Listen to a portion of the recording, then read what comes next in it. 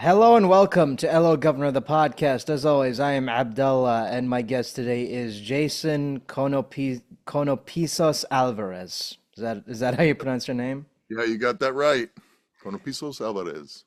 Yeah. Gotta add that little flair to it to make it sound fancy. Abdullah, thanks for having me. So, we're recording this like after LA Comic Con. So my first question is, now that you know the movie's come out and you've been to your first ever convention as a guest promoting Transformers, does this feel real to you? Like, is it is it does it feel No, real?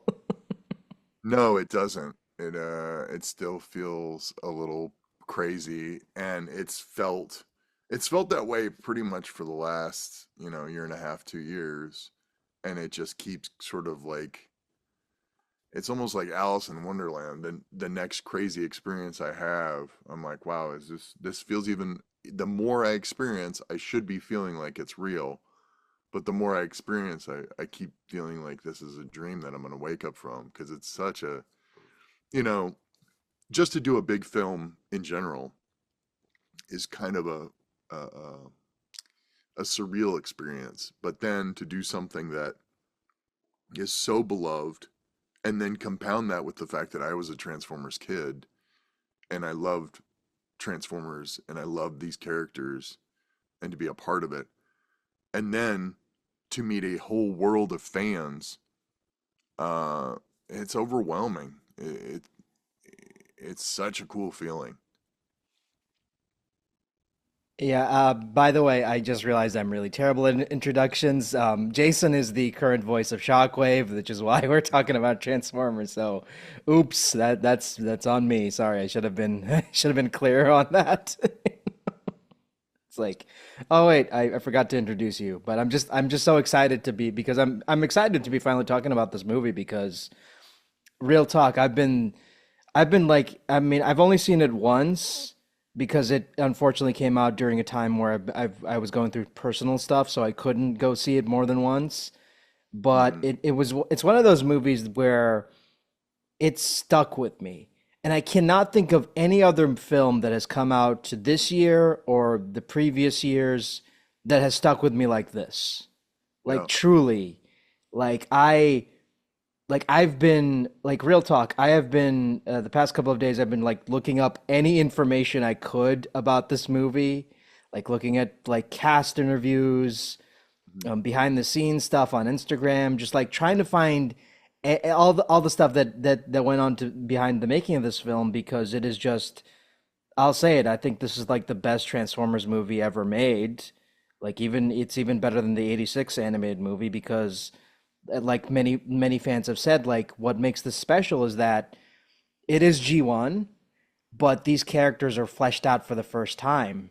Yeah. And this is the first time where we actually get to see a tragic Megatron brought to life. We get to see it finally answers the question of like, well, we all know Optimus Prime is great and he's this like heroic figure. Why is he like this? And this movie Yeah. answers that question.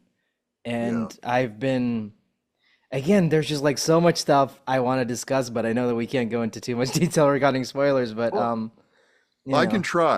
I mean, I think it's really interesting what you say because talking with fans, uh, the first thing, like what you brought up about being unable to see it more than once, I was shocked to see how many fans. Initially, I was shocked, but then I was like, it makes sense. We have so much turmoil in the world, and people have turmoil in their lives, and things are expensive. And about, I would say, 50% of the fans I talk to, and these are not just people. First of all, I didn't tell them I was in the movie to start, so I'm going meeting people, and they don't know who I am. I'm just some guy that's walking around the convention center, and I see people with Transformer shirts and like done cosplay, having cosplay with Transformers. So clearly they're fans because at the minimum they paid money to have a shirt. At the maximum, they're spending hours and hours creating this costume to like pay homage to something that they love. And I'm talking to these people, and I would say 50% of the people are like, I love Transformers.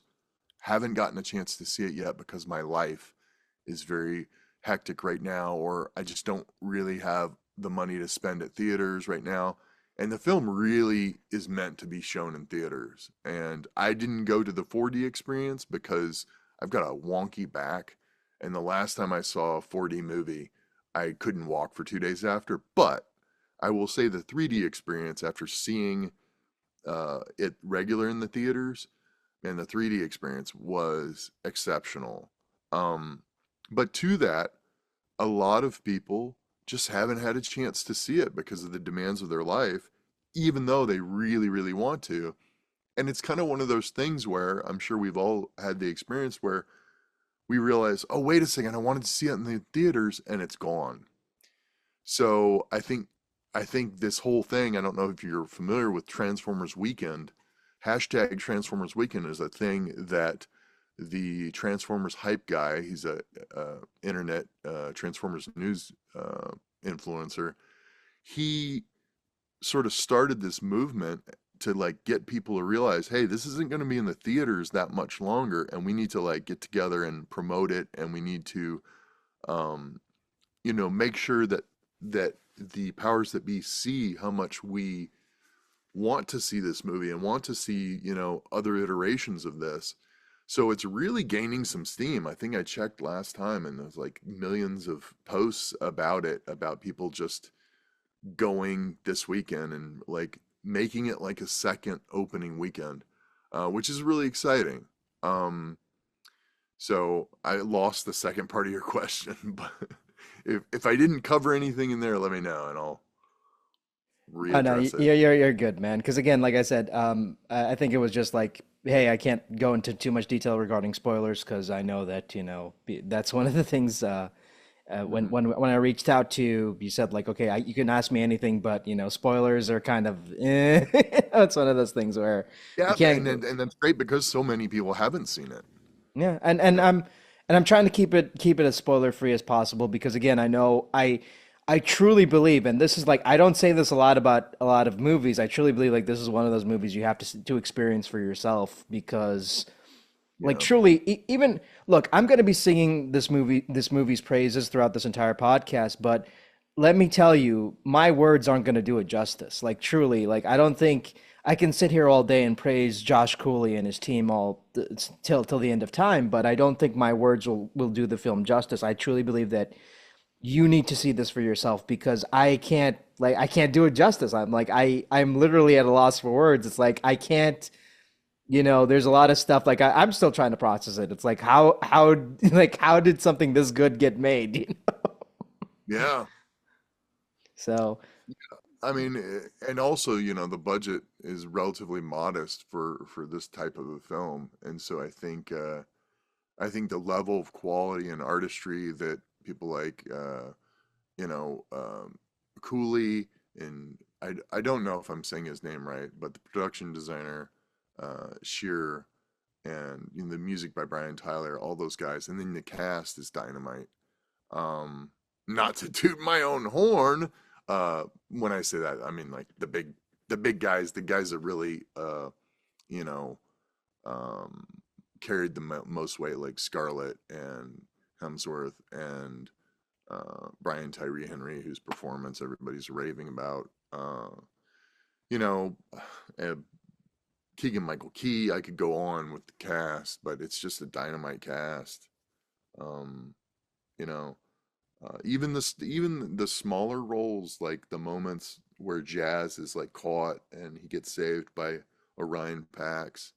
Um, Evan Michael Lee, uh, Soundwave. I mean, it's just all spot on. Just great. Like a real honor to work with those guys. I mean, and we can't forget about Steve Buscemi as Starscream. He Oh was yeah, like he was phenomenal. Like I'm great. like I want more of this, please. I want more of him as Yeah, Starscream. totally. It's going to be exciting because if we have more, there's a lot to go into, a ton to go into of story wise and character development, and that's a big thing that I think people were not they weren't in the past, but this brought a whole nother level of like humanization. I don't know what would the word be, because if you take an animal and give it human persona, that's anthropomorphizing. I don't know if that applies to robots, to people, but humanizing, I'll use the word humanizing. These are no longer just sort of two-dimensional bots. They like really had like a depth brought to them that I think hadn't been done before. And I think that's a combination of the animation and just the animation, the performance, and the production design brought that, I feel. Yeah, because and going back to the main story, I mean this is Orion Pax and D16 story. Like them starting out as friends and having a falling out at the end is what it is. I mean, it is a Greek tragedy. Like, Yeah. it is basically like the the equivalent of a Greek tragedy, but with robots, with transforming robots. And what I love about it is that at the end of the film, you don't side with anybody. Like you understand why Orion does what he does, and you understand why D16 does what he does, even though D16 is the villain. And normally you'd be like, oh, we hate him. Oh, but when he becomes Megatron, you understand why he does what he does. So, and that is like truly phenomenal writing, and Brian's performance. Like I'll say it right now, he's my favorite Megatron. Period. I think, and I love Frank Welker. Frank, Hmm. originated the role, but Brian, like, he gets what he gets who Megatron is as a person, and like just he brought a level of vulnerability to a character that was just a two-dimensional villain up until this point, which I Hmm. didn't think was possible. And his descent into villainy actually made me cry, like made me legit cry. Yeah. Yeah. And that makes the interpersonal relationship and the struggle and the fights all that more interesting because, growing up as a Transformers kid in the early mid 80s and it sort of becomes like a vaudevillian thing where you have good versus evil and it's meant to be two-dimensional because you don't want kids identifying with like the robot who wants to enslave humanity. So I get that, but going a little bit deeper on it, when we go to the origin stories, you sort of start to see that the characters that we've known for the last, what, 44 decades, um, those are characters later in their existences that sort of have calcified into these, you know, um, like they've almost become like Ahab in Moby's Dick, where they have this very myopic view where Megatron is his emotions and thoughts and everything is calcified into I have this goal, I have this mission to get Moby Dick, and that's it. And you sort of, when focusing on that, you don't get to see the person, the entities under underneath. So now we have an origin story where we see where this person comes from, and we're going to get to watch where this character goes to become that. What battles, what betrayals, what strife, what's going to happen to make him become the ultimate sort of like embittered, scarred Megatron that we know. And likewise for all the other characters, which is cool to see, like, you know, everybody before. Uh, Bumblebee, I'm sure it's shocking for many people to, see this iteration of Bumblebee. Um, and also, take take that natural um I was talking to friends recently and they were talking about, oh, well, it seems like a comedy. And I was like, it's really not. It's a reflection of life and how life would be, especially in strife and wartime, because people naturally go to moments of humor to alleviate those things. And if you watch the 80s TV show, even though it was sort of like dad humor, there was a good deal of attempts at humor there. So I think that this iteration really like pays homage to the origins of Transformers and like stays to that because you do need humor and stuff. Like, who wants to watch a movie that has zero humor? Even the worst war films, even the worst depictions of war in movies, like have at least a little bit of brevity. There's just no way to have human existence without brevity. People in prison, people in horrible existences, there will always be brevity because that's just the way humans are. Um, or levity. Why am I saying brevity? Levity. Sorry. Misspoke. Yeah, you do need to have that balance, and I know like a lot of people weren't fans of the original trailer because the original trailer focused way too much on the comedy. And I remember watching that trailer on Instagram, and one of the first comments was, "Why do all these movies have to have cringeworthy humor? Like, why can't we just have a serious Transformers movie?" And I'm like, well, it's just the first trailer, dude. You know, I'm pretty sure that the final movie isn't going to be like this. I mean, Yeah. trailers are basically just highlight reels. Trailers are just, hey, here's a 90-minute movie, cut down the highlights to 2 minutes and get people hyped. That's all that trailers are, you know. They're not Yeah. a reflection of what the movie actually is. And yeah, I'll agree with a lot of people. I do think that the first trailer wasn't as good. It could have been Mhm. better, but you know Yeah. the second and third trailers actually did a much better job of showcasing what the film is actually about. It's like it's a no, this is about an origin story. This is about Orion Pax and D16, you know, and their relationship and their friendship, and you know their them becoming who they are, and you know it focused more on the action and what have you. So and I get that. I get like why people might be turned off by the humor. I mean, I'll admit it, like there were some jokes where I'm like, no, I don't like, I don't, whatever. It's like Yeah. whatever.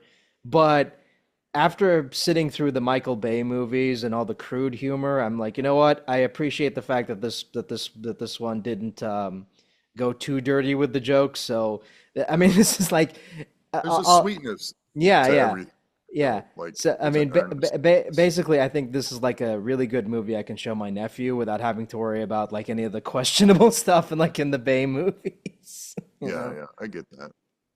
So, Yeah. Um, I think another aspect, and I've had conversations with fans, is somebody brought that up and brought up like somebody said I really wish there would have been like an action heavy trailer. And I said, you know, I get that, but as a fan, I also was happy that they didn't give too much because it was really cool seeing some of the scenes that somebody easily could have said, wow, this is a great image. Let's use this for the trailer. And then realizing, you know what, that would have been a disservice because once you see that visual, no matter how much you love it, once you see the visual is in a way spent. The joke, once it's told in a trailer, is spent. So I think it's important that they held back on a lot of that action for me because not without going into specific moments, but man, there were some moments that could have been like amazing trailer moments, but I'm glad they didn't use them because I really enjoyed seeing them for the first time in the theater and sort of like, you know, getting that newness right then. oh, there's like one particular action scene that I just love to death that I can't wait until this movie is released on like, you know, on 4K because I want to see that in 4K on like a home theater because it blew me away in the theater and I'm like, how did they do that? Like I want to go, you ever see something so amazing that you just want to pause it and go like frame by frame to see how they did it? I Like, do 'cause that. I've gotten to the point where I do that in real life. Something happens and I think to myself, you should pause and rewind. And then I go, wait a second, this is real life. I can't pause and rewind. yeah, because there were just like because there's a lot of really cool action sequences, and I do love the fact that you know say which will about the Michael Bay movies, but they did like one of the things that they did right was give us like they set the blueprint of how the action sequences should be for these movies, which is basically like you know two giant robots fighting. This is what it looks like. It's just like two giant pieces of metal going Yeah. at it, and a lot, and you can see that in influence in this movie because I think that a lot of the action sequences have that like Bayhem type of feel to Yeah. them, which I like. You know, it's like hey, I'm glad they kept that. Like I'm glad they kept the good part of those movies in here. I mean, it's easy for some people to like trash on Michael Bay films, but there's a reason why his films make so much money, and it's because people enjoy seeing them. And there is an artistry in within what he does because he makes something that's just like nonstop, like thrill ride, and makes you just want to like eat that popcorn. real fast. And also, it was something where, he was the one that started making a live action when fans like myself didn't have that. We had our memories from the cartoons and playing with the toys, but I remember when the first Transformers came out, I was really excited to like, because that live action existence sort of wasn't in my lexicon, like wasn't in the paradigm. Like I couldn't imagine. And he started something. Obviously, I don't know. I don't know the number of movies that there are now. I think I saw 1 through 4.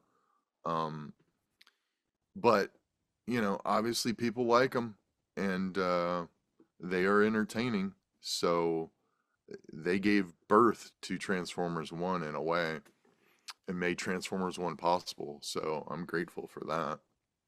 Yeah, because I was listening to an interview with one of the producers, and he said, like, we took what we learned from the live action stuff and saw, like, okay, what can we take from this and apply it to an animated movie? Because we had never done an animated movie before. And that's what Hmm. makes this so amazing, because like this is like ILM's like first ever animated movie. And like none of these people had like done like an entire animated movie before. Like it's crazy. I think they made one, but it's been a while. I cannot. Let me look up. I think it's not called Savages. Sorry. If you care, I think it was a smaller film. Oh, I don't have it. Never mind. Um, but look that up because I think they actually did one more. I maybe they did, maybe they didn't. But point is like I was impressed by the animation because like with ILM, I know that they did the animation for the robots in the first five movies, I think it was.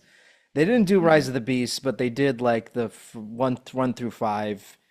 And I loved the animation in those because I think that like say what you will about those robot designs, but they look great. The animation was always great, and I was just impressed by the fact that they not only animated the robots perfectly, but the environments in this movie are beautiful. Like it truly Yeah. like I love what they did with Cybertron. I love seeing a Cybertron that isn't like a war-torn shithole for once. you know?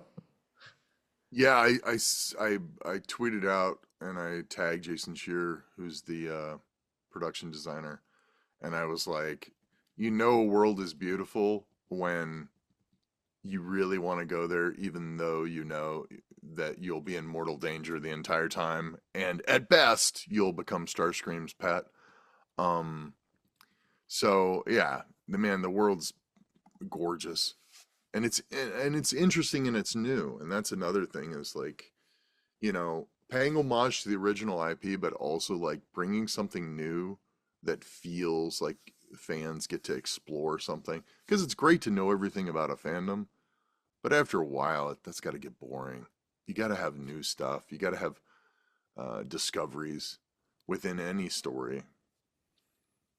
I mean, that's my one rule when it comes to the G1 portion of Transformers. I'm like, I'm fine with G1. I didn't grow up with G1. I'm a 90s kid. I grew up with Beast Wars. And Hmm. so, but I respect G1. I mean, I got into G1 around like the 2007 movie. Around that time, it's like, oh, this looks interesting. I mean, I think that as much as I'm not a huge Michael Bay fan, there are some bits of those movies I like, and I'd be lying if I said like my interest in those movies didn't like kickstart my interest into Transformers. So, there you go.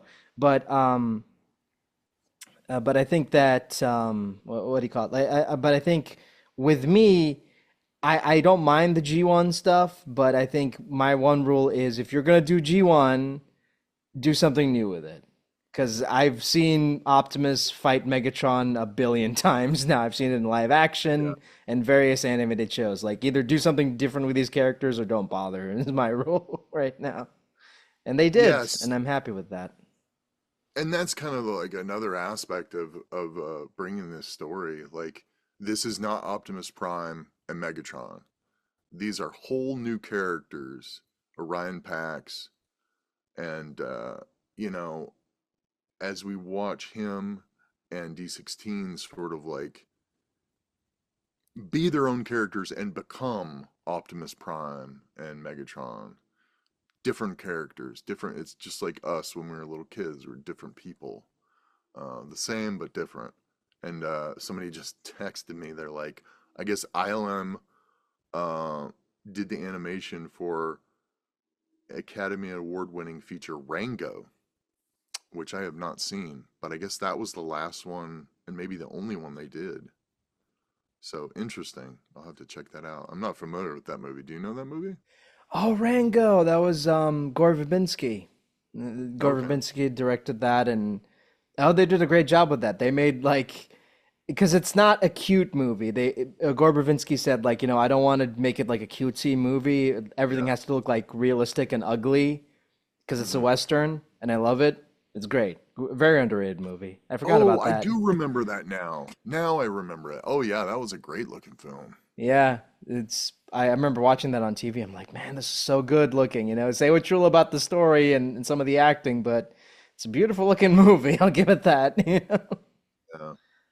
So yeah, but I forgot about Rango. So thank you for correcting me. 'Cause Not a correction, just an addition.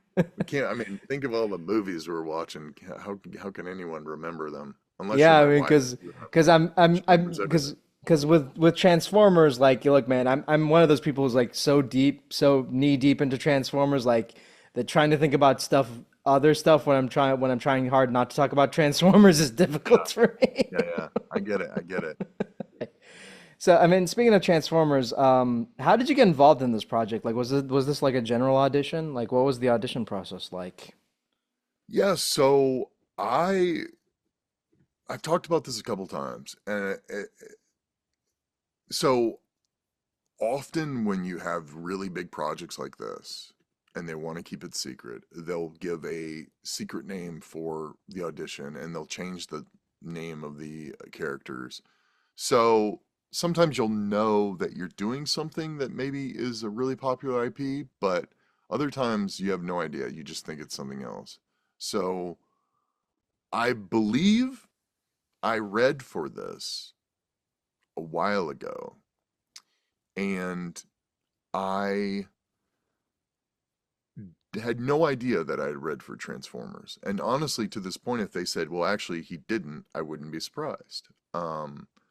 I know that at some point, my agent pitched me for the role, and I really should ask like what the process was because I just don't really know. All I know is I got a call from my agent at like 10:02 in the morning, and she said, "You got something?" Sandy at AVO, she's amazing, along with Peter at AVO.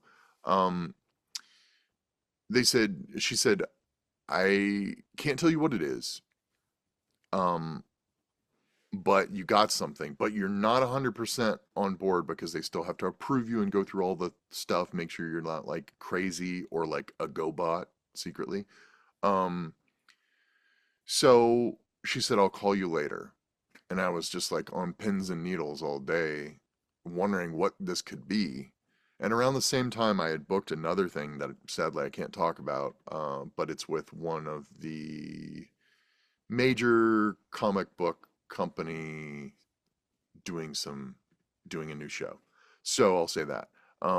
So I was on cloud nine, and I'm just waiting all day to find out what this is. And then finally, right, I think it was just after closing time. I wasn't even expecting a call back. She called me and she said, "You've booked Transformers." And I was like, "Oh, great. Wow, cool." And I was expecting that I was going to be, I don't know, bot who gets beat up by Megatron number five, something like that, a numbered character. And she said, "Well, it's kind of a cool character. It's Shockwave." And right then I was like, that's when what you're talking about, I like, does this seem real? That's when I like slipped into the dream world and I was like, this is not, I was like, wait, what? I'm gonna be Shockwave? Because Shockwave as a child was especially impactful. One, because he was in the animated series so little, but when he showed up, it was kind of an event, you know? It was like Megatron getting a call from, you know, from the red phone. Um, and he was a very cool, unique character.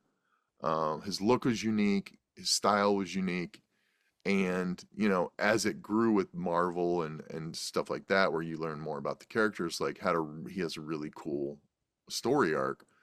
So I was just I don't even think I slept that night. I was like so crazy over the moon. Like, I can't believe this is happening. This is so cool. The other funny thing is when you're a kid, you're an Autobot fan in general. And, I remember being, afraid of the Decepticons because they were so bad and evil. And then as you get older, you start seeing the coolness in the other side, and as an adult, you're sort of allowed to indulge in the dark side of being fans of those characters. So I'm full Decepticon now. Um, I, and that was sort of the process. I'll have to ask when I get a chance, like what the full process was. Uh, but yeah, that's what I know. That was my experience of it. And when you found out it was Shockwave, did you go back and listen to the previous incarnations, or did you say, I want to go into this blind and do my own thing? So I instantly had sort of an idea of what I wanted to do just from my familiarity with the character.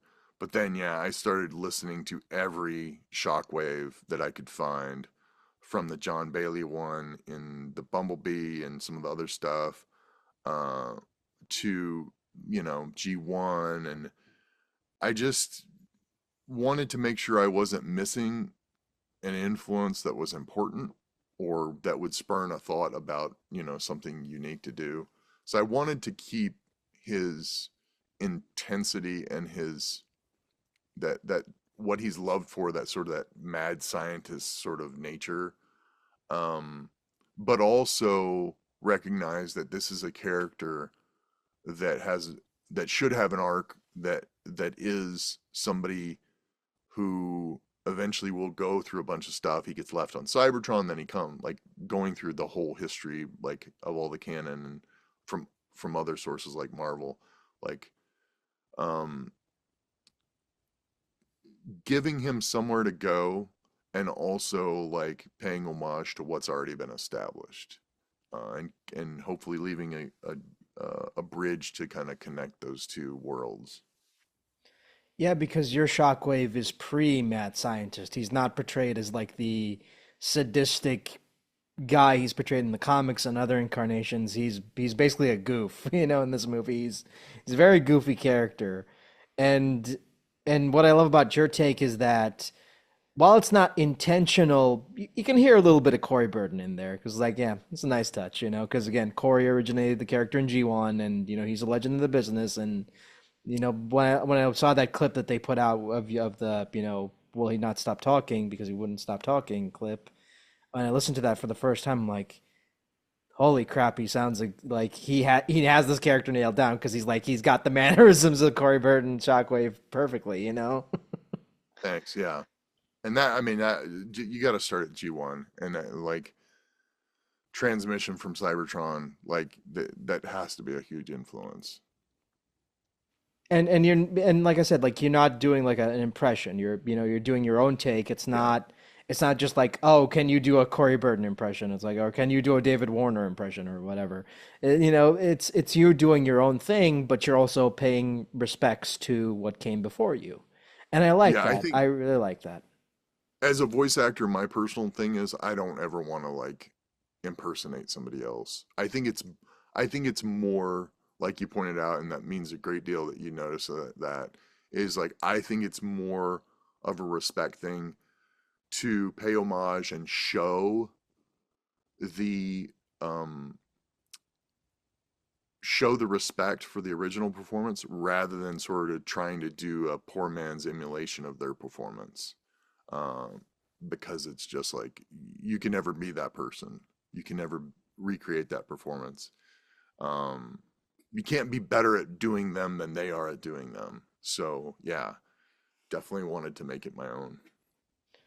And that's what I love about everybody in the cast is like they're not like they're not doing impressions of what came before. They're doing their own thing, but you get like because listening to Hemsworth, it's like yeah, that's Orion Pax, that's Orion Pax, and then later when he becomes Optimus Prime, it's Optimus Prime. He's not doing a Peter Cullen impression. He is just Hmm. doing Optimus Prime, and I wish people would understand that. It's like Yeah. because I've heard some criticisms where it's like, oh, he doesn't sound like Optimus Prime, but he's not like he's not. He Right. wasn't brought in to do an impression, guys. He's like Yeah. he's being the He's character. Orion Pax. Yeah. He's Orion Pax.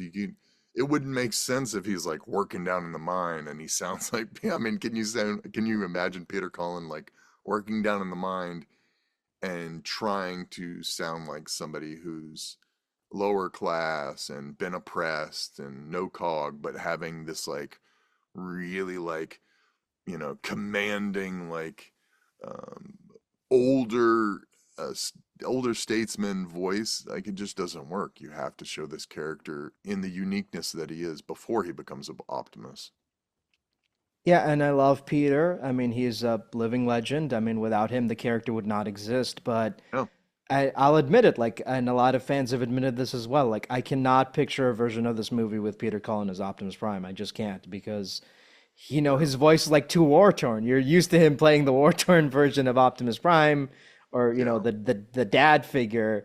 But we needed someone who, was pre that, was much Hmm. younger. He hasn't become a leader yet. Yeah. Slowly becomes the leader as the movie goes on. Slowly But yet realizes, see like, that yeah, potential, yeah. but yet hear that potential in his voice and his delivery. Yeah. Yeah.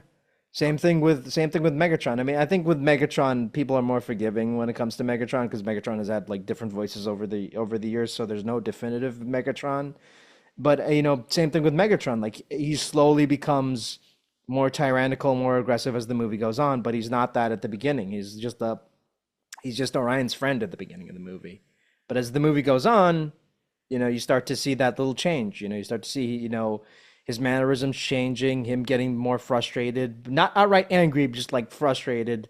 And then it Mhm. slowly builds up, and then, he slowly becomes Megatron towards the end of the It's movie. kind of an interesting thing to think about. It's like sort of equally as difficult to have a role that is so defined by one actor as opposed to an iconic role that is so defined by so many actors who have had a chance to sort of hit their version along a spectrum.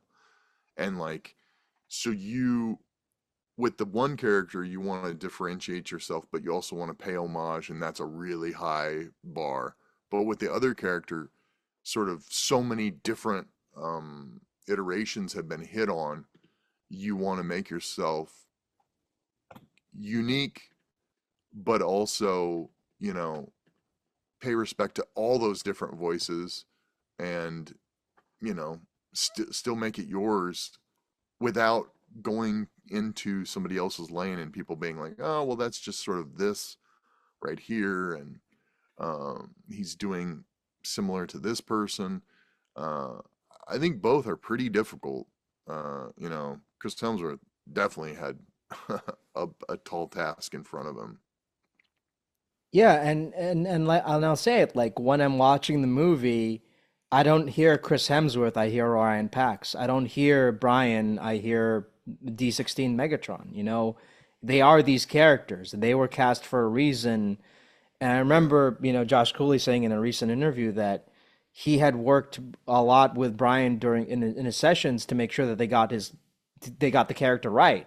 Like they needed his character to sound believable throughout the entire movie, and that's really hard. Same thing Hmm. with Chris when it came to Optimus, because they're like, hey, this is where Orion is right now in his life, but you gotta like slowly transition that into the Optimus we know and love at the end, and it's hard. It really is hard, and props to Chris Hemsworth for contacting Peter Cullen and talking to him about it and getting his blessing. I thought that that's Yeah. very respectful, and like he realized like this role means a lot to people, and I don't want to like he's not replacing him. Peter's not going anywhere, but it's nice to just have that level of respect between actors, and I appreciate that. Hmm. Yeah. So. And and was Shockwave the only character you auditioned for, or were there other characters you auditioned for? So to my knowledge, that's, I mean, it just kind of goes back to depending on what I read for. I think typically I do a lot of voices, so I probably auditioned for multiple characters. I know in previous auditions for like stuff, I've done as many as like 24 different voices in for one game and character auditioning for all those, and typically if you can do one, they'll ask you to do a couple more. Like I did, as you'll see when you watch film and watch the credits, I did a couple voices in this one. Um, so I can't really answer that. I don't really know if I did or not. I'll have to ask them if this was one of those secret auditions where I auditioned for multiple. It's and when did you record this? Because with the last couple of years being a complete blur, like when did you record your lines? I'm curious now. So around mid 2023, and then I think around March of 2024, they had me come and finish up some stuff. Oh, so this was after COVID, so this wasn't a case of like during COVID. Oh, that's interesting. Because this movie has been in production for a while now, so I was kind of curious. Like, did they get you like during the COVID years? But no, I guess not. That's interesting. Yeah, it's been in production. I Josh was talking, and I think he said he's been with this for 5 years. So a good deal of that is, intellectual, like planning of what you're going to do, and then the largest chunk is, of course, world building and creating the visuals and getting all the CG together. And the voice part happens relatively quick. To give an example, I was in it's not an animated film, but it's largely animated. I did a video game called Starfield, and I think I want to say I had 500 lines in the movie because it's like you know, an RPG. So you're like making choices and there's different like alternate happenings. So I did like, I think 500 lines, and we'd finish that in a 4 hour day. So a lot of these animated features, the voice part is the quickest part to get done. Everything else takes so much time. I mean, especially with like the character models, the environments, the textures. Yeah. This must have taken this must have been a daunting task. And going back to I was listening to an interview with Josh Cooley. Like what I love about him as a director is that he was willing to open up with listen to the animators where they're like they were lining up being like, hey, I want to animate this, I want to animate that, and they were just like throwing out all these ideas to him, and he's like, slow down, guys, I know you guys all want to work on this, but come on. It's- Well, if you haven't, go check out Jason Cheer's Twitter and Instagram, because recently he's been posting some of his like original art and like explorations into the world, and kind of like shows his process of like, when Cooley said to him, most likely, I want this type of look for this, and he does an example of that to kind of like start finding what the perfect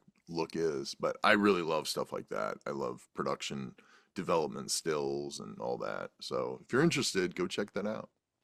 I'm trying to follow everybody who ever worked on this movie on social media because I'm a huge behind the scenes buff. I love concept art. I love all that stuff. So if there's a movie I love and if there's someone I know who worked on it, it's like I'm following them on social media because I want more of this. I mean, I remember following the lead character designer. I can't remember her name off the top of my head, but she's really amazing and she did a fantastic job like creating these characters because it's one thing to create a Transformers take on an existing Transformer character, But you also have to put in, you have to also think of like, okay, we know what this character looks like, but we also want the robot to complement the vehicle mode and the vehicle mode to complement the robot. Yeah, And that is hard. That is really hard. But, yeah.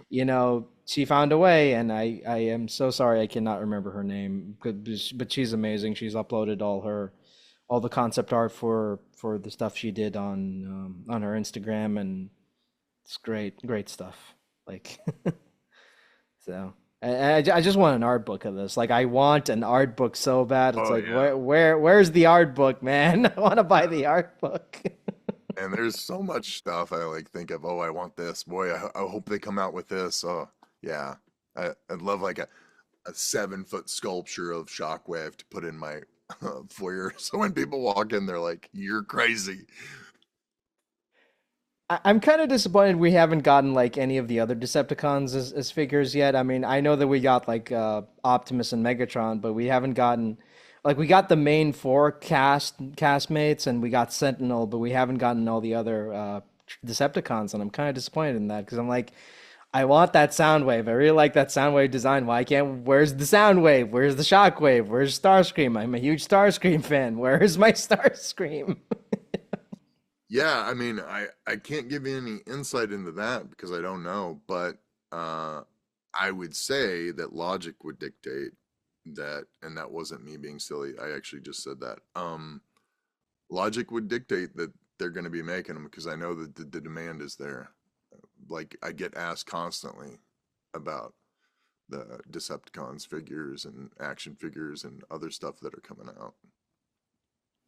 I also want a figure of Jazz because I think Jazz is like he's become such a huge fan favorite. Like he isn't in the movie very much, but like the No. reception to him from the fandom has been like so positive, and Evan Michael Lee was just so perfectly well cast, and I'm very Yeah. happy to see because I've been following his career for a while now, and he's a very talented actor, very talented voice actor. And I remember when he announced that he was Jazz, I'm like, oh, I have to see this movie now because I'm like they cast one of the best actors, one of the best voice actors in the business, in an iconic role, and he killed it. I mean, he doesn't have that many scenes, but the scenes he's in are great. And Yeah. if ever we get a sequel, please keep him as Jazz. I don't want anyone to get recast. Hey, you got no arguments from me, but we've actually gotten to be buddies. He did the convention with me, and great guy, super great guy, super talented. Uh, you know, it's it, it's a thing to take those moments when you have less time in a film and really capitalize on those moments. And like you said, I think he did a great job, and I think he really deserves all the praise that he's getting because he's great. And he's been very vocal in his support of the movie on Twitter, and he's been helping promote the movie, which I think is awesome. Like yeah, I mean, yeah, people complain about like, oh, why are you spamming all these like retweets of Transformers stuff? Because this movie's really good and more people should see it.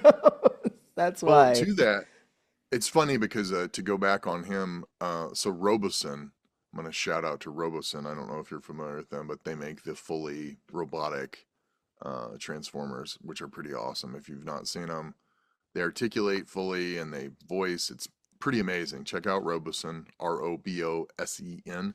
And I was joking with with Evan. I call him Jazz now. I was joking with Evan. I was like, they should do one of you that dances and like spins around and stuff. But yeah, going back to what you were saying about the reposting and whatnot, I really feel like this movement that's sort of been started, the Transformers weekend, I think it's gonna happen. I've already had people send me um, screenshots of screenings like 5 p.m. Wednesday screenings that are sold out and 2 p.m. Thursday screenings that are sold out. So I think there might be something fun happening. It would be really nice to claim the number one spot on like our third, I can't remember if it's third or fourth week that we've been out. I think some places it's our first week. I think UK opened maybe this week or last week. But that would be really cool to reclaim that and maybe keep it for a couple weeks. I don't know if any movie's ever done that, opened and then waited to become number one. Uh, but I think we can do it. I mean, hey man, if like Steve Bloom is like hyping this movie up, you know it's good, you know? Yeah, yeah, yeah. I definitely, yeah, got to listen to that. You can't argue with that. And again, and another thing I really liked is like look, man, I've been a huge Steve Bloom fan ever since I was like a teenager, and Hmm. hearing him in a theater in a Transformers movie like that is a magical feeling. You will that's just that's like a once in a lifetime moment that I will cherish for forever. I mean, because I had the pleasure of meeting him a couple of years ago, and he's like one of the sweetest human beings you will ever talk to. And just to hear him, in a Transformers movie, not like a TV series, but an actual movie, it was Yeah, all the feels. that's so awesome. Yeah, and I love his Starscream, but I mean, I know a lot of people are like, "Oh, why isn't Steve Bloom Starscream?" It's like, I mean, I'll take Steve Buscemi because Steve Buscemi is like, that's perfect casting, like, because he just basically it already sounds like Starscream in real life. So it's like, why did this take so long? Mm. But yeah, but I mean, to your point, like I love seeing the fandom actually rally behind this movie, trying to get more eyes on it. Because look, man, Transformers fans will not agree on everything, like because we are divided on like what we like and don't like. But I think universally everybody in the fandom agrees, like Transformers One is great. It's the best Transformers movie ever.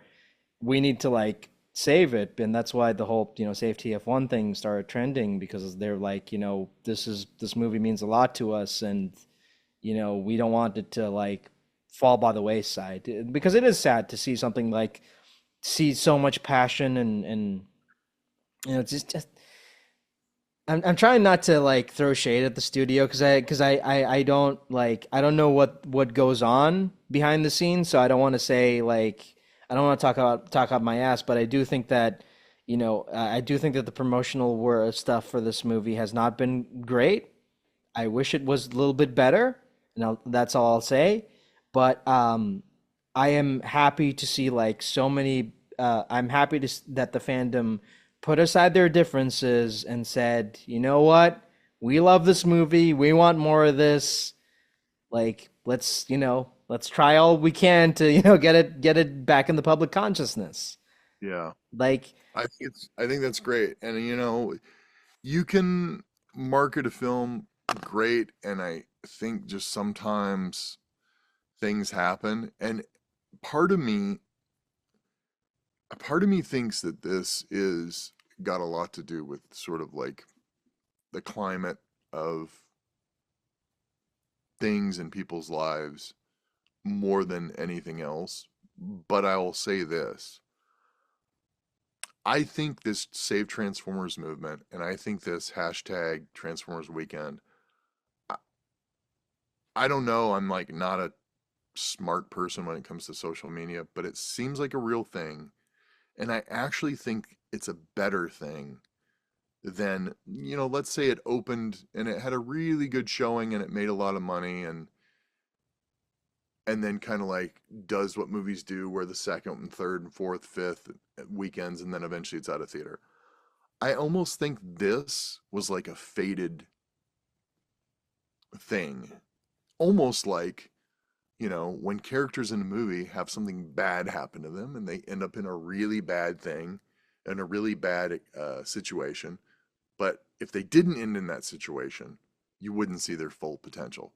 I think it's the same situation with Transformers. I think because people, for whatever reason, didn't come out as strong as they would, because, like I said, at the conventions, people were like, oh, I've been busy, but I really want to go see it. I think it allowed to a situation where we could have this movement so people really could see how much love there is for Transformers and really see how much love there is for this particular movie. Because if it had done well, or it did do well, but if it had done like gangbusters the first week, and people wouldn't really feel like they had to quote unquote save Transformers. I don't necessarily think they have to save it. I think that giving its full respect, full props, and getting everybody to see it in the theater who wants to see it in the theater is really the mission more than quote unquote saving it. It's getting people out because I can guarantee you I've talked to people who have not seen it and then go see it in the theater, and every single one of them says, "Man, I am glad I went and saw it in the theater because it just wouldn't have been the same at home." You know, And to your point, I've seen people who don't know anything about Transformers, have no interest in Transformers, post stuff on Twitter saying like, I went to see this today and it was amazing. Like, why aren't more people yeah, seeing this, it holds as a if you took this to another planet and give it to a bunch of humans on a different planet that had never, I think people would still, I know people still enjoy it even if they don't have that fan tie to it. It's a good movie. Yeah, I mean yeah, yeah, it's a again, it's a great film, and I have my issues with it, obviously, but again, I can't go too much into details because again, we would get into spoiler territory, and I don't want to spoil it for anybody. But yeah, I mean, it is like the Transformers movie I've always wanted, because being a Transformers fan, like, I've, and I think a lot of people can attest to this as well, is like we've sat through so much like movies that were of varying quality, I'll say, Hmm. and a lot of TV series that are just like okay, that were not terrible, not great, but just okay. They had to come to and we were at that point, or at least I was at that point in my life where I'm like, I was questioning my love for the franchise because it's like, okay, how many times am I going to sit through another TF related thing that's just okay when I know this franchise could be a lot better than it already is? Hmm. And then, something like Transformers 1 comes out. And just like completely like not only rejuvenates the franchise but changes the way I look at the franchise, and just changes the way I've thought about these characters. Like it puts into perspective that, yeah, there are going to be slumps in any franchise, but like you said, it's that hero moment where the hero thinks he's down, but then gets back up and second wind, and wins the day and gets that happy ending. And I think this is what Transformers One is that it's not about it's not about money. I mean, it's not about like making, grossing $1 billion or whatever. I mean, look, I mean, as much as I love this movie, I don't see it like grossing like $1 billion or $2 billion because it's not that type of movie. But it is just like getting people to experience something that was made with love and passion and just a good story. And with the way things are in the world right now, like we could use escapism, and I think that's what Transformers One does so well. Is like it is a pure escapism, and I wouldn't have it any other way. Yeah. And Escapism, and but there's also a lot of elements in there that kind of reflect what we are dealing with, and this, without going into it, like, there's positive and there's good messages there. and I will say this, and people might disagree with me on this point, but I do think that this movie coming out during like the 40th anniversary of the brand as a whole, I think is just that icing on the cake, because I think this is like, if you want the best way to celebrate the brand as a whole and what makes this franchise great, this is your movie. Like it's Yeah. not, and we could have just gotten that script reading. We could have just gotten that. Oh, we'll just re-release the first episode, the first three episodes of G1 in the theater and have Yeah. the script reading, which was fine. I'm not against that. That was cool. Cool to see all those people again. But for the people who want something new, who want like who want, an introduction to Transformers and why people care about this so Yeah. much, there you go. I mean, this is your Yeah. movie. And what I love about this as well is like this is going to be so many people's jumping on point for the franchise. They're going to see this Yeah. and be like, yeah, this is my Optimus, this is my Megatron, I get why people like these characters now. And you wouldn't have Yeah. gotten that if it was just like a G1 special, you know? Yeah. Because G1's great, don't get me wrong, but if you didn't grow up with it, it doesn't really like appeal to you. But I feel like this takes what makes G1 so good and not only introduces it to a new audience, but makes people who would not have cared about G1 take notice of not only Transformers in general, but like these characters in this world, and they want more. I mean, just like I said, seeing people who have never seen a Transformers movie in their lives will go to the theater to watch this and come out and say, "I love Transformers now." Why? Where has this been my whole life? Like Yeah, it's absolutely. I mean, you hit it right on the head. That's exactly what it is. Paying homage to what has been, but making something new and fresh and, very well made. it's just it's really good, and I'll admit it. Like I was jealous of all the people who got to see it early. It's like, oh man, how did you guys get to see it early? Because I was just so Yeah. jealous of the people who got to see it early. But seeing people who, seeing like all the people in the TF community who have disagreed on a lot of things collectively come together and say, no, this movie is great. It is as good as like it's probably the best Transformers movie. Like that's like that's again like that's a huge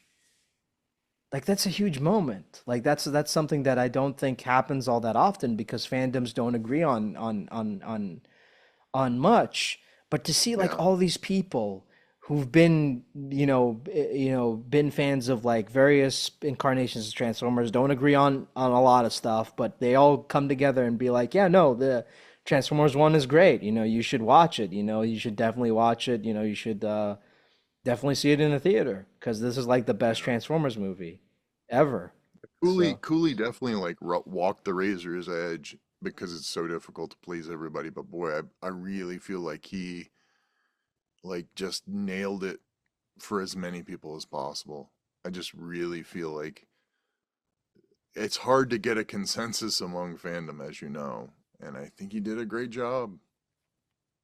yeah, I mean, he did a great job. And what I love about this movie is like it doesn't like overdo it with the fan service. Like that's what I love Yeah. about it the most. Like they're not the characters aren't saying all their classic lines that they say in Oh, G1. It's like, "Oh, thank you for that." Because I hate when franchises do that. I hate when they have that wink wink nudge nudge syndrome. It's like because it feels condescending and it feels corporate mandated. But the fact that he avoided that, I mean, sure, there's like maybe one or two lines that are like referencing like the G1 cartoon, the canon, but it's just so tame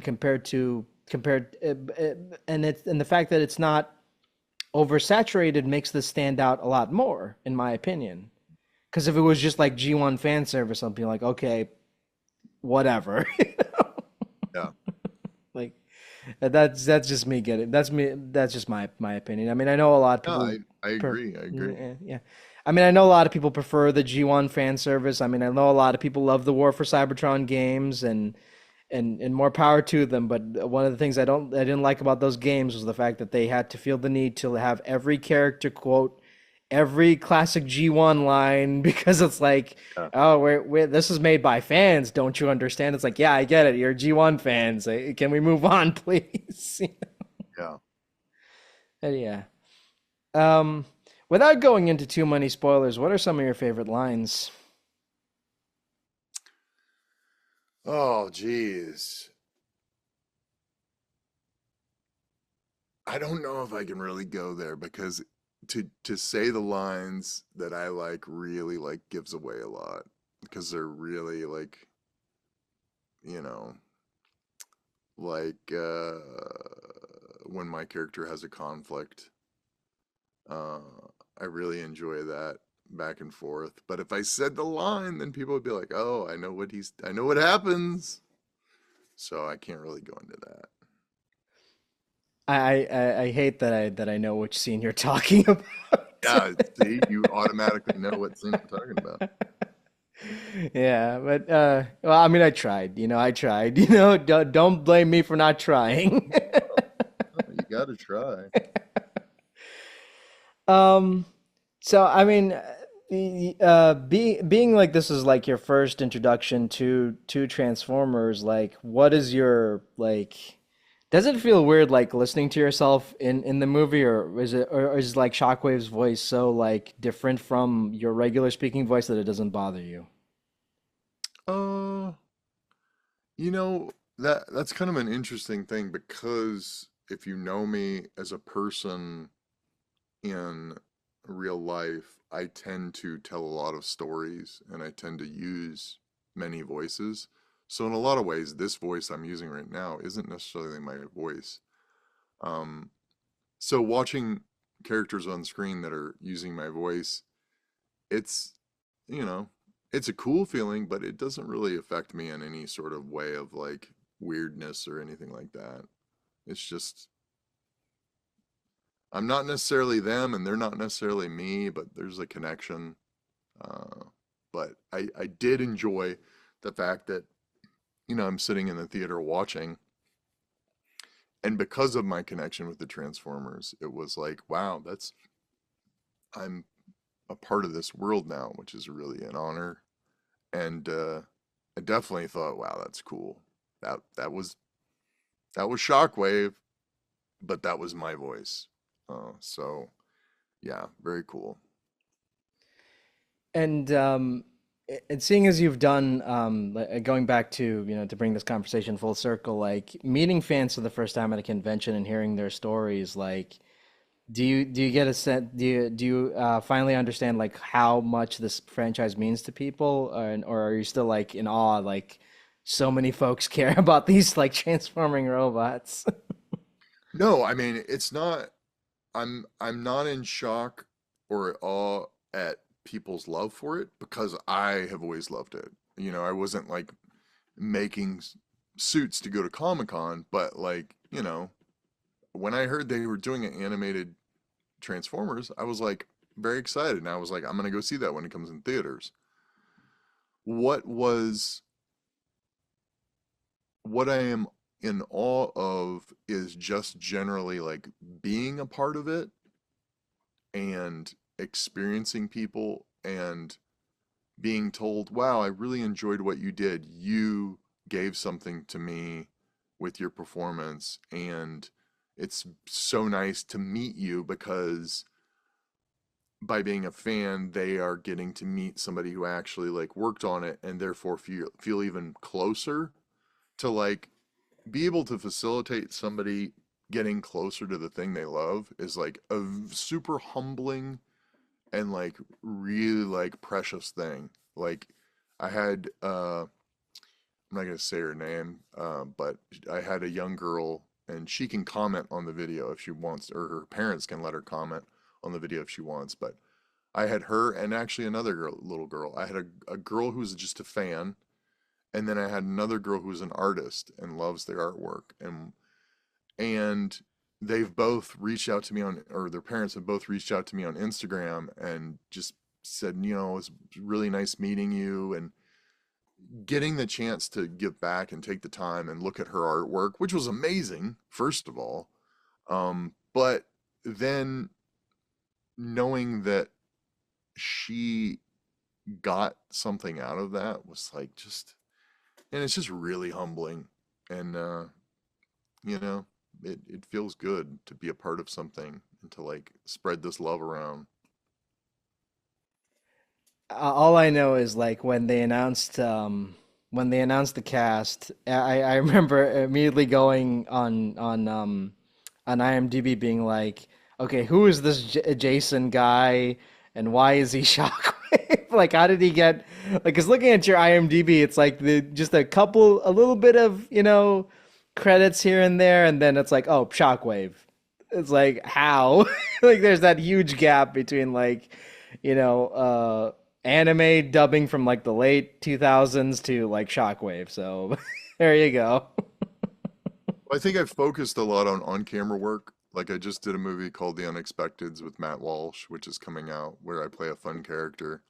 But I think there's a good number of credits that are still under embargo for animated series that I can't talk about, but I wish I could because they're really huge. Those, and then also, some of the video game work I've done, King of the Hill, other animation stuff like that, that I think I haven't done. I will say, like, where I don't have the quantity, maybe there's quality that kind of justifies that. Because I love it. I love it whenever they get an actor who has like, I don't want to say like had a slump in their career, but like have just been under the radar for a couple of years that nobody notices it, and then they book something really huge, and everyone's like, "Okay, how did you get to be a part of this?" Like, Well, that's a really interesting thing because I'm glad you brought that up. Like a lot of people don't realize like the dynamics of acting. And I can tell you right now, some of the best actors out there, period, uh, and some of the best actors are people I know that you would have no idea who they are and they've barely worked. And it's a situation of when people go out for these roles, you could be going up against 20, 30, 40,000 different people vying for the same role. Um, and I think there's what 200, a quarter million SAG actors in LA.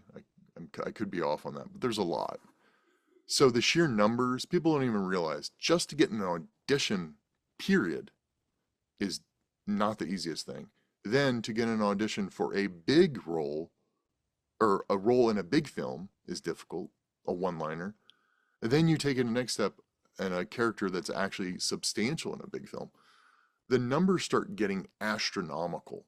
Then you have to look at it as, did you make it past the casting director? Maybe the casting director so much as didn't really get a chance to look at your material. Maybe what you gave them was something that they didn't think the director would want, so it doesn't even go on to the director.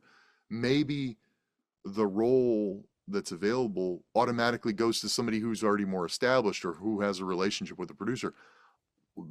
All this coming to the point of there is such an astronomical barrier to an actor getting one role. I think the odds are they say, a good booking rate is 1 in 100 auditions. So I think people on the outside don't realize there are so many wildly talented people who just are never going to get their shot and who maybe like the Bryan Cranstons of the world who grind for a career and then all of a sudden gets a huge role like Walter White and people go, "Well, where have you been?" And he's like, "I've been busting my butt to get here and doing that. You might have not noticed me in that commercial in 1984 and you might not have noticed me in that guest role in Miami Vice, but I've been working slowly to get here so people would eventually say, that's it. That's the one." Another aspect of this is, you could be a great actor, but to get that role, you have to get in there and get the role that you can shine in. Because you could do a whole career of doing little guest roles of, you know, the victim's husband on CSI. But that's not going to show really, that's not going to really make an impact on an audience. Nobody watches like network TV or something like that, guest stars, and says, "Wow, that guy was amazing," because you don't get an opportunity to really do so much. The show's focused on its stars, right? So you have to find a way to stand out and get into a role that allows you to like really show your capabilities. And this is, I can't stress how difficult it is each one of these stages to get. And a big part of it is luck, being in the right place at the right time. I'll tell a funny story. So I was um so I did a movie called Idiocracy, and I did that because somebody had like mentioned to the producer about stand-up comedy, and that's how I got an audition. So if that person never mentions that, I never get that audition, right? So around the same time, the converse of that story, I got lucky on that one. The converse of that story is a girl that I knew in Houston, Texas was acting, and I had gotten an audition request to go out to San Diego to audition for a film, and it was a super low budget film. They didn't have any money, and I think I emailed the director, and I was like, "Oh, I'm interested in this. Can I send a tape?" And he was like, "No, I really want to meet you in person." Uh, and I was like, I mean, do you have money to fly me out?" He was like, "No." And it was like a $20,000 film, right? So I told this other girl, I was like, I can't afford to drive out to San Diego from Houston, Texas to audition for a film where I won't make any money. I can't do it. And so I skipped. And not that I necessarily would have gotten the job, but if you don't go to the audition there, you're absolutely not getting the job. And that movie ended up being a movie called Paranormal Activity, which made a couple dollars at theater. And, you know, it's all happenstance, all 100% happenstance that I missed the opportunity because I didn't realize what the opportunity was. And it's sort of like one of those things where you never really know what tomorrow brings, and you just keep grinding on until you eventually, somebody notices and says, "Hey, I dig you at doing this thing." So, Yeah, I totally agree with you. I mean, because I've talked to plenty of people and plenty of people who I'll be honest are very, very talented, but they're not booking as much because, like you said, it is hard to just getting your foot in the door is just seems like the impossible task. It is that impossible task because like just getting an audition to read for not even like an audition just to get a call to be like, hey, yeah, can you come in to read for this, just seems like it seems impossible, but you got to keep grinding. You got to keep grinding, and you can, like you said, you can be that person who gets hung up on being like, oh, I could have, like, had I just done this differently, I could have been a part of this franchise or this franchise. No, it's yeah, like the way I look at it, acting as with any other creative field is not a zero sum game. It is basically like, you will get knocked down a peg, and it'll happen a lot. But if you're really passionate about it, you'll keep grinding, and yeah, eventually, I truly believe this. I mean, the universe will eventually guide you to where you need to be. You know, it might not be today, might not be tomorrow, might not be this decade, but you will hmm eventually end up where you need to be. And I yeah, truly believe that. yeah. Keeping the positivity and just being open. I tell people I've met actors, or going back to the whole casting thing is so often people meet me. I've met casting directors, and they meet this person, and they say, "Oh, well, I didn't think that you could play this role. That's why I didn't have you audition." And I said, "Why didn't you think I could play the role?" And they said, "Well, you're you, and you don't really seem like that." And then I said, "Well, that's why it's called acting." And there's been several times where I've gone in for auditions and people are, well, case in point, the unexpecteds. Uh, a bit of happenstance and luck. I knew the director, and I knew he was doing a film, and we were friendly. We've become great friends now, but we were friendly. And he had said, "Oh, I'm doing this film." And I said, "Well, is there anything in there for me?" Because that's the other thing. You have to constantly sell yourself as an actor, and you have to run it as a business. And he said, "No, there's a bad guy, but it doesn't really fit you. We are going, it's not you." And I said, "Well, can I audition for it?" He's like, "Sure, sure, I'll have you audition for it." And then I get a call back and he said, "Dude, it's nothing like what we would want, but we're down for you." And I don't know if I can show it here. That's him. right? So that's Jordan from the Unexpecteds. And of course, that's not me. That's a character. So it took that openness of somebody. Now you apply that to regular casting. I had a personal relationship. So he opened, amazing director Alejandro Montoya Marin. He opened that door for me. But, most of the time you're dealing with strangers who don't have uh, they don't have the liberty and they don't have the time to open the door for everybody to see everybody kind of reach their final form. Um, so you just have to keep grinding, you know? Yeah, I mean it is a crapshoot, but it is like you gotta take part of it. Otherwise, like how are you gonna move forward? And I Yeah. mean it's the same with any creative field. Like, I've been doing this podcast for like 5 years now. I mean, I've been interviewing people for 5 years, and I'll be honest, this year has kind of been difficult because, with the video game strike and what do you call it, like other stuff that's going on in the world. Like I've hit a slump. I've looking at the amount of episodes I recorded like last year compared to this year, it's not great, not good, not great.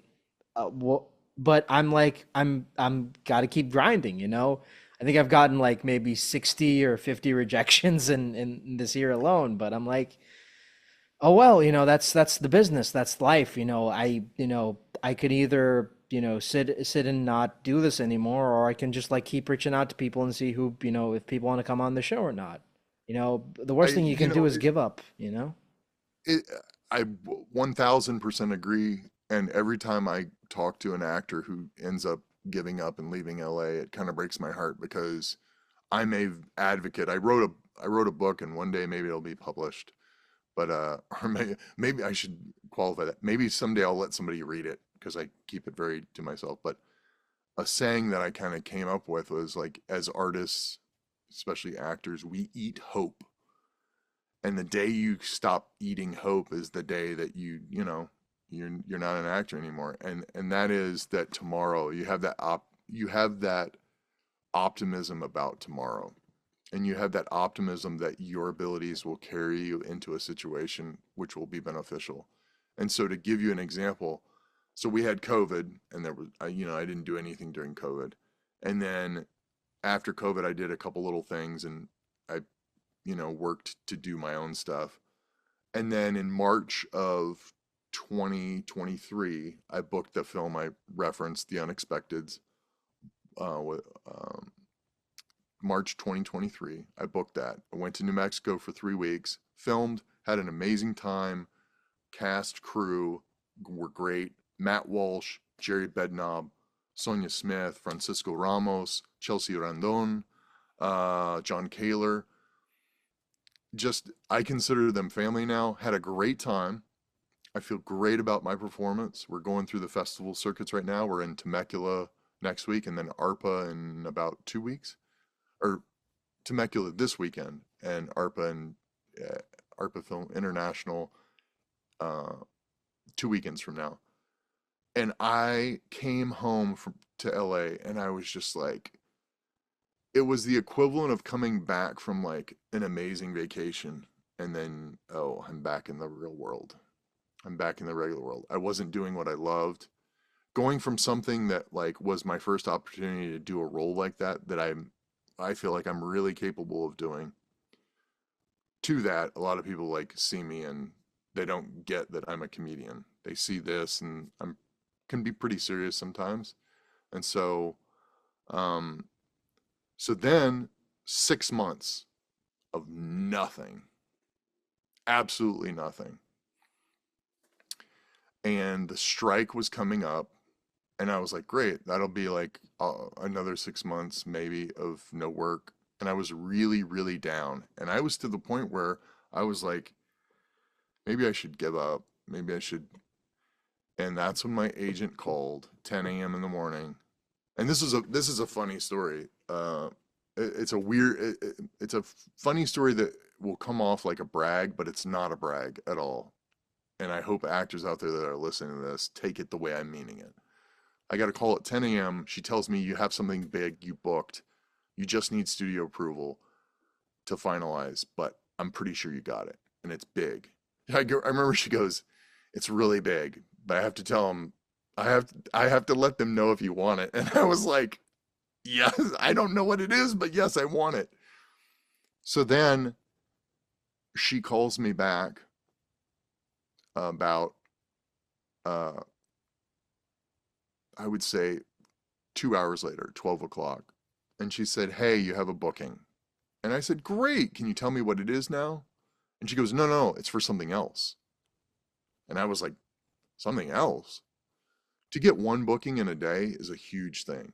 To get a big booking is astronomical. To get two big bookings is crazy, mental. So she tells me, this is the embargoed one. I can't talk about it, but let's just say it's, you know, a major comic book company's TV series. So she tells me you're this character, it's a named character, and you're going to be working with this great artist. And so I'm like, wow, mind blown, right? Two huge, huge bookings in one day.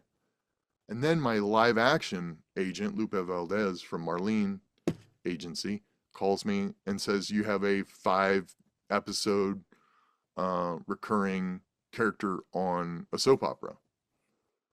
So I got 3 bookings in a day. And the day before, again, not bragging, it's a situation of I'm telling other actors that, and artists like yourself, the day before I was ready to quit. And let's say I packed it up and jumped in the car and turned off my phone and said, you know what, for a week I'm just gonna like be away. I'm gonna send an email telling everybody I quit. I missed that opportunity. So at the end of the day, if you're an actor, if you're an artist, whatever you have to be what you are.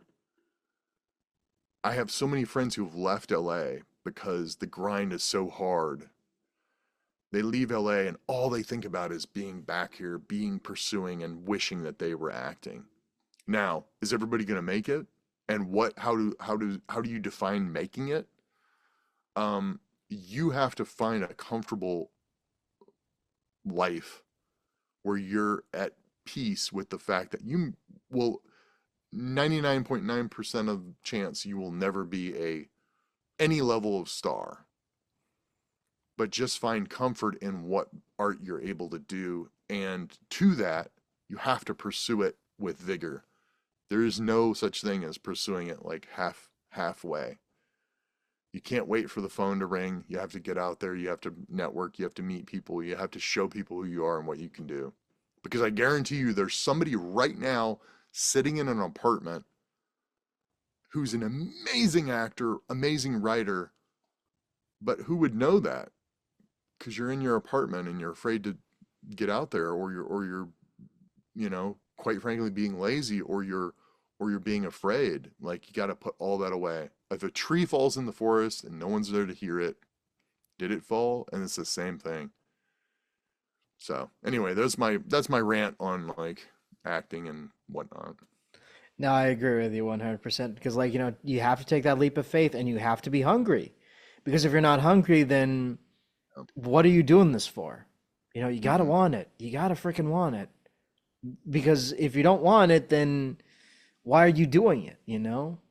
Because Yeah. I don't know, People have man. said to me, No, no, go people ahead. have said to me, they're like, well, don't you wish, you'd become a lawyer or this and that? And I'm like, no, because this is all I can do, really. Yeah, and there's nothing to be ashamed of with that. It's like, yeah, this is all I'm good at, and you might not think much of it, but it means the world to me. Well, No. let me give you a caveat there. I It's not even all that I'm good at, right? Or all that somebody else is good at, or all that you're good at. I'm sure you could do a lot of other stuff. Uh, I was poised to go to law school, scored really well on my tests. My grandfather grew up in a courthouse. My grandfather was a very prominent attorney. I could be a lawyer right now, but all you it's not about all you're good at. It's about in your soul, like all you can do, right? Because I could be a lawyer in court making money and having a steady job, but the whole time I'm thinking about my passion, about what I could have been, what I really wanted to be, you know? No, I totally agree with you because I remember talking to someone a year ago who had just booked like a really big video game role, and he said like he had that choice where it's like I can either work this office job that I hate, or I can give this voiceover thing a Mhm. shot. And he did. He took that leap of faith, and now he's like this, big name, a lead role in like a big name, a big video game, and you know, obviously it took a lot of grind to get where he got, but like you said, like if he had just said, "Oh, I'll just stick with an office job," he wouldn't have gotten anywhere. Like Yeah. follow your dreams, take that leap of faith. Like even if it doesn't like work out, you're doing what you love and that's all that matters. Like that's I truly believe that. It's like, yeah, there are going to be tough times. There are going to be times where you wish that, you took a different path, but keep grinding. Like, I mean, you never know where this life is gonna take you, and life is short, man. Like life is short. Enjoy it. Celebrate your wins. Life is short at best, and at worst, it's really short, and we don't know what we're going to get. So, yeah, 100% agree. Yeah, I mean, it's just just follow your dreams. Like do whatever you want to do. And like look, man, I've been told many times before, like with for very I've been told no 1,000 times, and I just keep going, like I said many times before, like I do reach out to plenty of people, and I've gotten like much more no's than yeses, but like I cherish the yeses because it's like thank you so much for not only taking the time off to do this, but to just like have a conversation and just like I love talking to people and I love connecting with people, and that's why I do this podcast. Like I love Yeah. hearing other people's stories because it's inspiring, really, And also, you know that every little yes you get opens that door a little bit more and opens that little door a little bit more for you to make it easier to get more yeses.